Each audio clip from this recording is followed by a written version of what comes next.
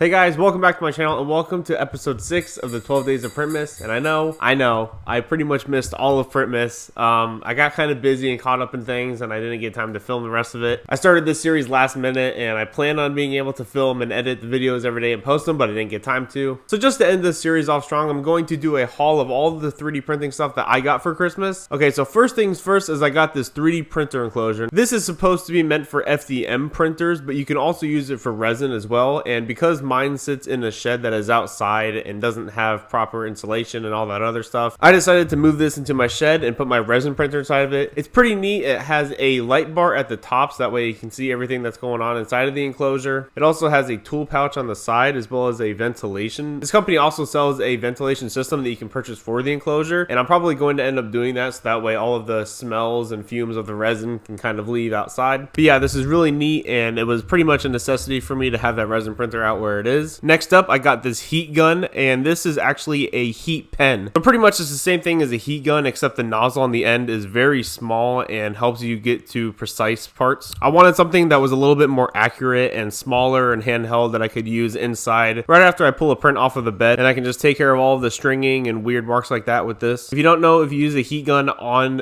3D printed parts that have a lot of stringing, it'll basically pretty much eliminate all of the stringing. It kind of like shrivels it up into nothing and then it kind of just disappears. So this is a super convenient gift to have, especially for FDM printing. Moving on, I also got a kit for vacuum sealing filament rolls. Now this kit's pretty cool. It comes with 20 Ziploc plastic bags that have a small hole in the corner that has a sticker cover on it. Pretty much all you do is you load the filament into the bag, take off the sticker, and this is the vacuum. It's just a small handheld low suction vacuum that you just put the circle on the hole in the bag and press the power on button and it'll start vacuum sealing the bag. And it also comes with 2 ports, a USB and a USB-C. So you can plug this straight into your phone and vacuum seal your bag from there. So that's really convenient to do. And it doesn't take very long. It probably takes about 30 seconds to completely vacuum seal the bag. And then once all of the air is sucked out of it, you put the sticker back on the hole and now you have a vacuum sealed bag. And I really needed this because where I live at, there's a lot of humidity. So during this time of the year when it does get a little bit cooler, we tend to leave the windows open. But that also means that a little bit of humidity is coming inside and begins to get absorbed by the filament. And I have noticed that a couple of my rolls tend to break a little bit easier now, so I just went ahead and started doing this and drying out my filament more. So yeah, the vacuum seal gift is another super helpful gift that I got for Christmas. Now this isn't exactly for 3D printing, but it is something I'm going to be using for YouTube, so I might as well just show it.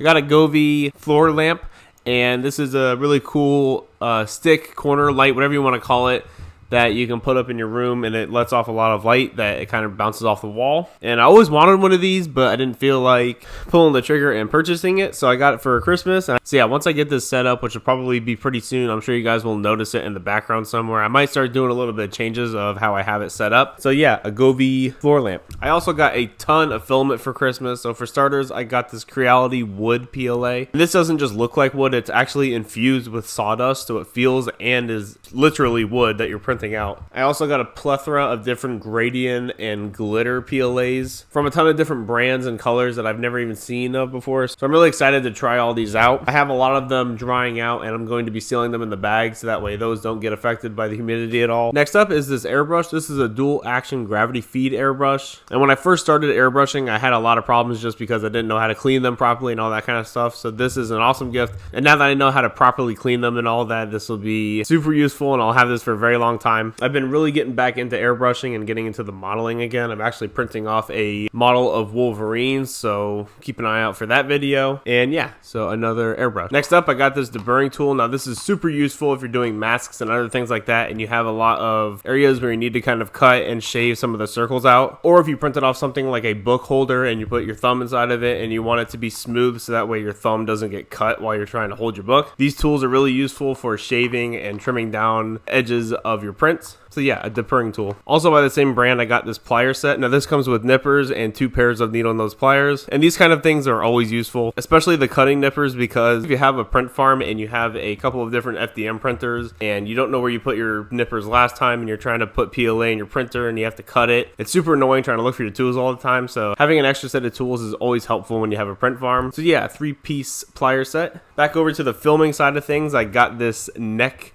camera holder. Now I film all my videos on my iPhone 15 Pro Max, so this is a super cool tool that I can use when I'm trying to show you guys a build.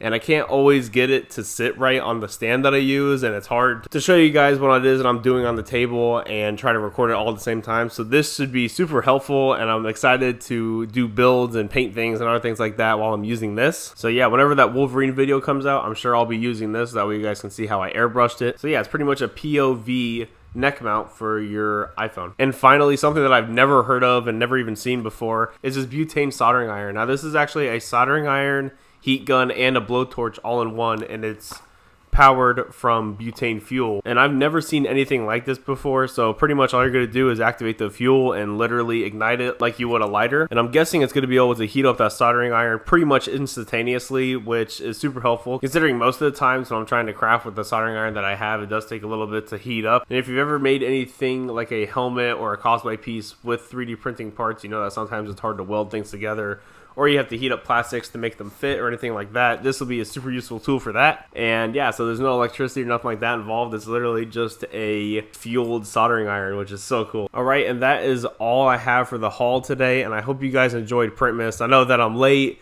and super behind, and I missed pretty much most of the days, but I enjoyed doing this for what it was, and I'm going to be much better prepared next year. I should have about 1 or 2 more videos out before the year ends, so definitely keep an eye out for that. If you missed any of the other previous days of Printmas, go ahead and click right here. And if you're into 3D printing content, click right here to subscribe to my channel. Thank you guys for watching Printmas 2024, and I will see you guys in my next video.